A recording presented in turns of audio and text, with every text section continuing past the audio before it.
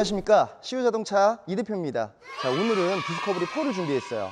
실제 1년 동안 제가 타고 다니는 차량도 같이 준비를 했거든요.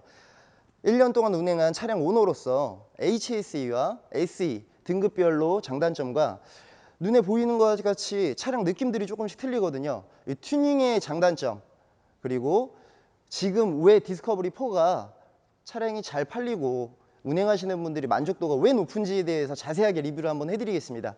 지금 보이시는 이 차량 세대, 맨 오른쪽 편에 있는 차량은 14년 9월 77,000km로 3.0 디젤 SE 등급입니다.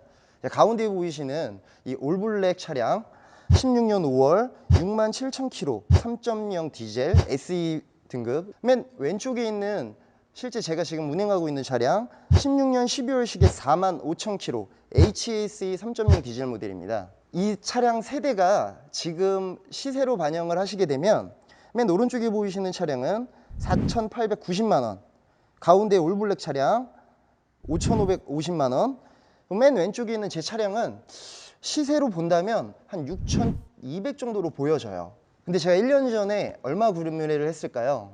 여러분 궁금하시죠? 저도 차량을 많이 바꾸는 편이거든요. 보통 주기가 1년 전으로 해서 한 대씩 바꿔요. 하지만 지금 저는 차를 바꿀 마음이 없습니다. 아주 오래 타고 싶어요. 왜 그러냐?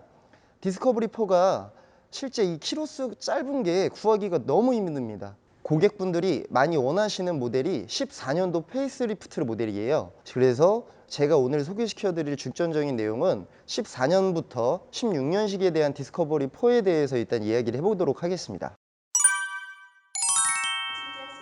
보통 디스커버리 4라 그러면 요 오른쪽에서 보이시는 차량이 올 순정이에요.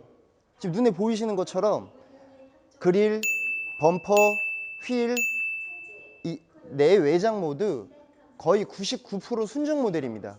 같은 모델인 차량이죠.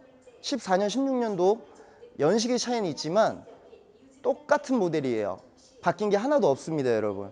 하지만 보이시는 감성은 아예 180도 틀려요. 간단하게 설명해 드리면 눈에 보이는 거 먼저. 자, 사이드미러 색깔, 그리고 썬팅, 농도, 그 다음 이 블랙으로 마감된 이런 마감재 같이, 그리고 눈에 보이시는 좀 휠을 보시게 되면 여러분 휠 인지업이 더 되어 있거든요. 휠 도색도 해놔서 아예 느낌과 감성이 틀립니다. 블랙톤의 발판은 디스커버리 5 발판을 썼고요. 이 블랙 바디에 올 블랙으로 만들어 내셨죠, 전 차주분께서. 훨씬 이 도색을 이용하시면 차량의 감성에 대한 퀄리티가 훨씬 높아져요. 보통 이렇게 블랙 패키지를 하시는 기회비용이 좀 들어가거든요. 하지만 저는 꼭 추천해 드리고 싶어요. 저도 제 차량이 블랙 패키지가 되어 있지만 이 도색 부분에 있어서는 꼭 돈을 조금 더 주시더라도 퀄리티가 좋은 도색을 하시라고 말씀을 드리고 싶고요. 시세에서도 반영이 됩니다. 약 많게는 200만원, 적게는 100만원 정도에 대한 시세 반영이 돼요. 이 도색 비용은 보통 블랙 패키지라고 하면 디스커버리 4에서 크롬과 엠블럼과 휠, 그다음 미러, 그리고 뭐 핸들까지도 하시는 분들도 계시긴 계시는데 핸들은 거의 이용하진 않아요. 보통 덮개로 많이 이용하시거든요. 이렇게 했을 때 보통 시장 단가가 싸게 하시면 300에서 350, 비싸게 하시면 400 정도 들어가져요. 중고차 시세 반영은 100에서 200만 원으로 참고하시면 좋을 것 같습니다. 디스커버리 4의 제일 큰 장점, 이제 오프로드, 박스카, 짐을 많이 실을 수 있는 이 공간인데요. 실제 차량의 무게가 한 3.2톤 정도 나가요. 보통 이 무거운 차가 가성비가 좋냐 안 좋냐에 커뮤니티에 많이 돌아다니거든요. 실제 제가 1년을 운행을 해본 결과 저는 개인적으로 3.0 디젤을 많이 탔었습니다. 이 전 차에 뭐 까이엔이라든지 뭐 GL이라든지 타봤을 때 그 정도의 가성비는 충분히 나오고도 남아요. 왜 가성비가 좋냐? 제가 제일 우수하게 치는 점은 연비예요. 여러분 3.2톤 나가는 차량이 연비가 어떻게 잘 나와요? 라고 말씀을 해주시는데 실제 운행을 해보시면 실 연비가 한 7에서 8 정도 나옵니다. 보통 2.0 디젤 같은 경우에는 보통 10 이상 나가는 차량들이 많이 있잖아요. 요 정도 안전성과 내구성을 가진 차량이 연비가 7, 8 정도 나온다라 그러면 제 개인적으로는 결코 나쁜 게 아니기 때문에 가성비는 훌륭하다라고 생각을 해요. 차량 가격 대비해서는 호불호가 좀 나뉘겠죠. 좋다 안 좋다는. 하지만 전 좋다라고 생각이 됩니다. 그리고 제일 큰 장점으로는 지금 보이다시피 이 트렁크거든요. 제 차량을 보시게 되면 저도 저희 아이들과 캠핑을 자주 다녀요. 그래서 기본 최소한의 캠핑은 항상 싣고 다니거든요. 아직도 공간이 이 정도 더 할애할 공간이 남아있다라고 보시면 짐이 보통 4인 기준으로 추가적으로 캐리어나 카라반을 달 필요가 없어요. 분리식 트렁크거든요. 이 밑에 하단 부위 트렁크 부분도 실용적으로 잘 활용할 수 있어요. 뭐 차박이라든지 안에 있는 짐을 꺼내실 때 내렸다가 다시 올리는 그런 번거로움은 없습니다, 여러분. 이 차량의 단점 아닌 단점이 뭐냐? 이 HAC가 신차 가격이 9,600 정도 하거든요.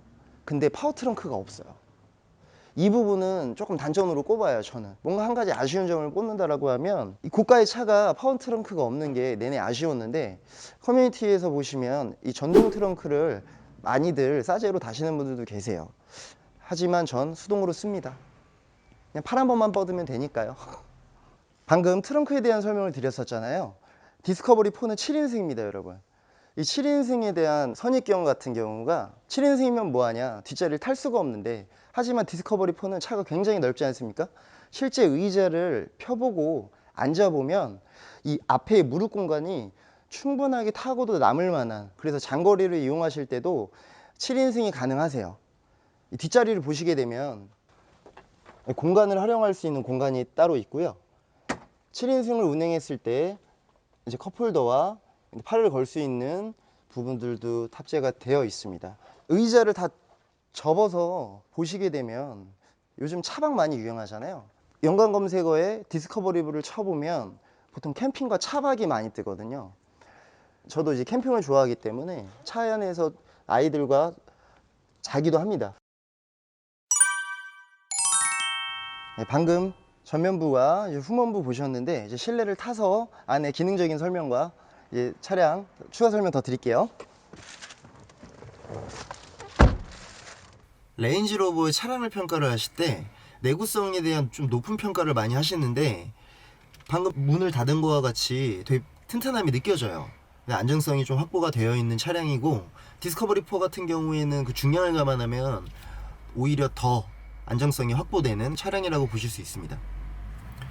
위에를 보시면 이 썬루프 부분도 보통 요즘 나오는 차량들이 파노라마 썬루프가 다 들어가죠. 이때 당시 출고했을 때는 이제 운전석, 뒷자리, 그 다음 7인승 맨 뒷열까지도 이렇게 쪽 썬루프로 해서 제작이 되었어요.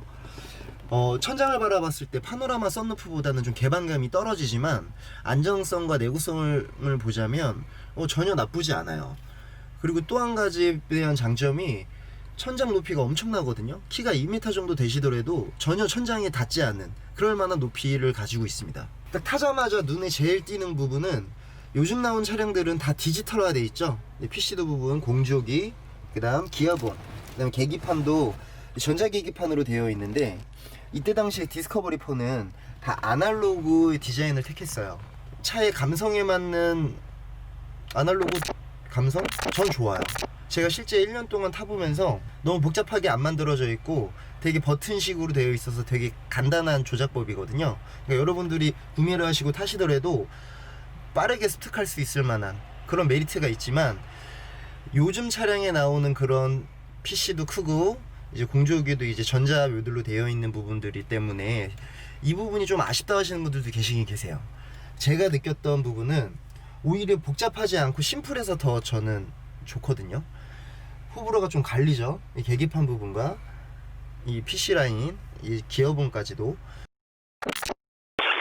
레인지로버를 실제 운행하다 보면 이제 밸런스 부분이나 이제 고속 주행이나 이런 탄력을 받는 부분에 대해서 되게 만족하거든요.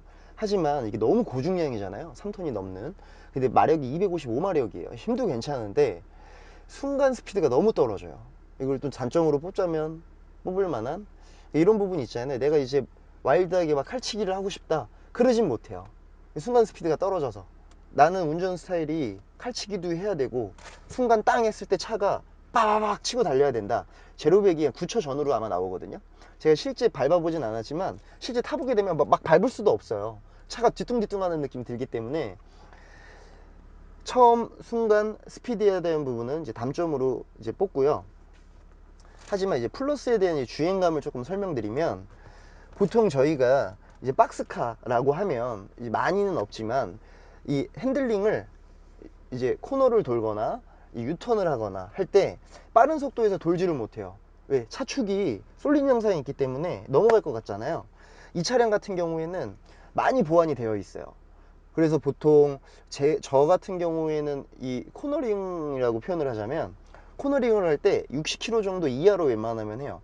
그랬을 때에 대한 안정감도 충분히 확보가 되기 때문에 한 70, 80 해서 코너링을 하게 되면 좀 불안해요. 이 차가 크기 때문에 혹시나 넘어가지 않을까. 보통 60 이하로는 다 괜찮거든요. 이제 확확 틀지만 않으면. 그러니까 이런 초반 스타트 이제 느림점, 코너링에 대한 좀 안전성에 대한 부분이 조금 제가 높이 평가를 하고 싶어요. 밸런스 부분이 매우 우수합니다. 마지막으로 레인지로버를 타시려고 하시는 분들한테는 조금 이제 부담스러운 부분, 아까 말씀드렸는데 조금 선입견들이 있어요.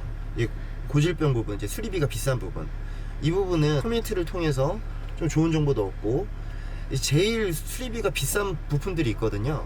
그 부분들이 바로 하체, 에어쇼바라든지 그 다음 로우암이라든지 어퍼암이라든지 이런 부분들이 좀 비싸요. 구매 전에 꼭 시운전을 해보시고, 실제 차주분들이 이제 주행을 하실 때 조금씩 이제 하체에서 올라오는 그런 소음들이 있거든요. 주기적으로 점검을 통해서 큰 비용을 막을 수 있을 만한 간단한 수리로 좀 오래 타셨으면 좋겠어요. 보통 고객분들이 참다 공업사에 가시는 분들이 많이 계시거든요. 그러지 마시고 타셨을 때 느끼는 조금씩 이상 징후가 느껴집니다.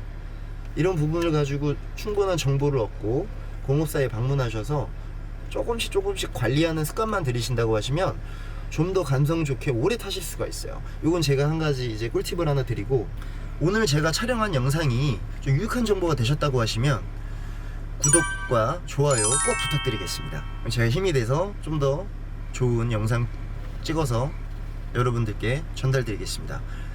댓글과 이제 이메일, 카톡을 통해서 중고차 관련한 궁금한 점, 내 차량의 시세 간단하게 남겨주시면 저희가 친절하고 정확한 상담 드리겠습니다. 감사합니다.